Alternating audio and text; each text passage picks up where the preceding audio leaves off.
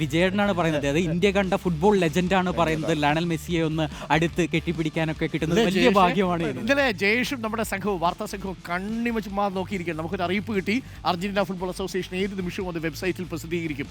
അങ്ങനെ ആ പേജ് ഇങ്ങനെ നോക്കിയിരിക്കായിരുന്നു. ഒടുവിലതെത്തി അല്ലേ? ഇപ്പോൾ വിജയേട്ടൻ പറഞ്ഞത് മറഡോണയെ കണ്ടത് ദൈവത്തെ കൺമുന്നിൽ കണ്ട പോലെ എന്നാണ്. പെലെ രാജാവും ഡിസ്റ്റഫാനോ ചക്രവർത്തിയുമായി കിടക്കുന്ന ഫുട്ബോൾ ലോകത്തിനകത്തും പുറത്തും മറഡോണ ദൈവമാണ്. ആ ദൈവത്തിന്റെ പുത്രന്മാർ ദൈവത്തിന്റെ സ്വന്തം നാട്ടിലേക്ക് വരികയാണ്. അതിന്റെ ഭാഗമാകാൻ നമുക്ക് എല്ലാവർക്കും കഴിയുക എന്ന് പറയുന്നത് വലിയ വലിയ വലിയ സന്തോഷമുള്ള കാര്യം തന്നെയാണ്. കടുത്ത വിമർശകരോട്, അതായത് വിമർശനം എല്ലാവർക്കും ഉന്നയിക്കാം, കടുത്ത വിമർശനം മാത്രം പറഞ്ഞവരോട് ആവേശത്തിലെ രണ്ടുപേരി പാട്ടാണ് ഓർമ്മ വരുന്നത്. താഴെ വീണ കണ്ട് പല്ലിളിച്ച കൂട്ടരെ, തീർന്നു പോകുമെന്ന് മുൻവിധിച്ച മൂടരെ. കൊള്ളാം അല്ലേ?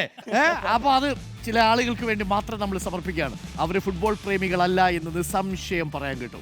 ഫുട്ബോൾ പ്രേമികളായ ഓരോ മനുഷ്യനും വരുമോ എന്നൊരു സംശയം ഉണ്ടാകുന്ന സമയത്ത് കണ്ണീര് പൊടിഞ്ഞത് നമ്മൾ കണ്ടതാ.